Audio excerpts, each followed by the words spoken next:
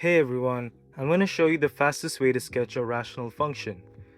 In AASL, your functions are going to look like this, a linear function over another linear function. And the graphs are going to look something like this. First, you have a vertical asymptote, then you have a horizontal asymptote.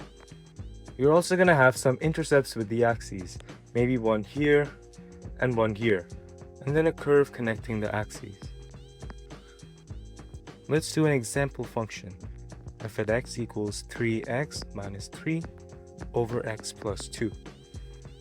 IB is usually going to ask you for two things, asymptotes and intercepts. And there's a reason. That's all you need to graph a function like that. So let's start with the vertical asymptote. From this example here, this is a line that the function approaches as its values grow without bound. In other words, closer to infinity or negative infinity. In this function here, if the bottom part of this function gets really close to 0, then the function's values will grow without bound. In other words, if you divide by a really small number, you get a really big number. So let's take this and set it to 0. X equals -2, that's our vertical asymptote. The horizontal asymptote.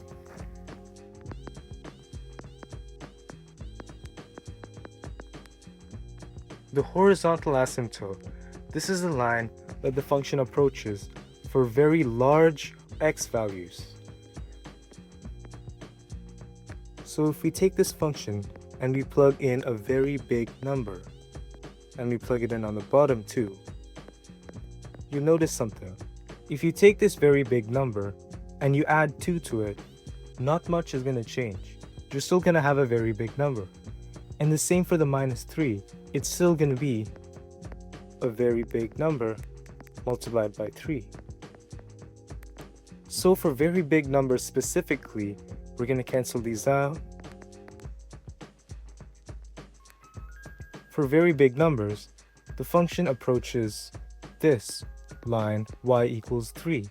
And that line is our horizontal asymptote. The intercepts are pretty easy as well. Our y-intercept is where x equals 0. So we just sub that in. We get -3/2, or this point.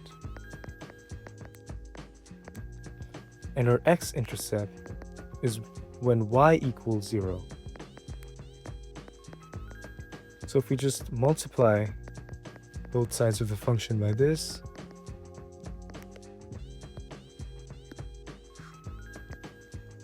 the bottom part cancels out, leaving just the top part equal to 0.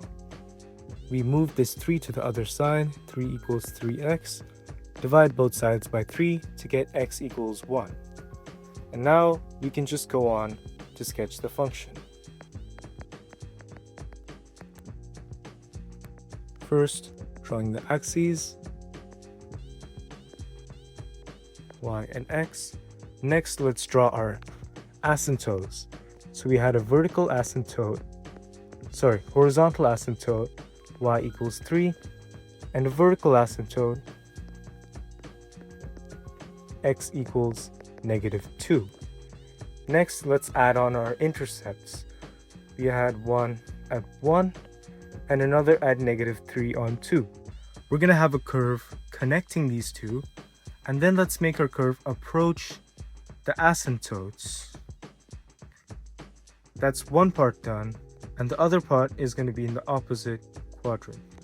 And we're done. That's our sketch.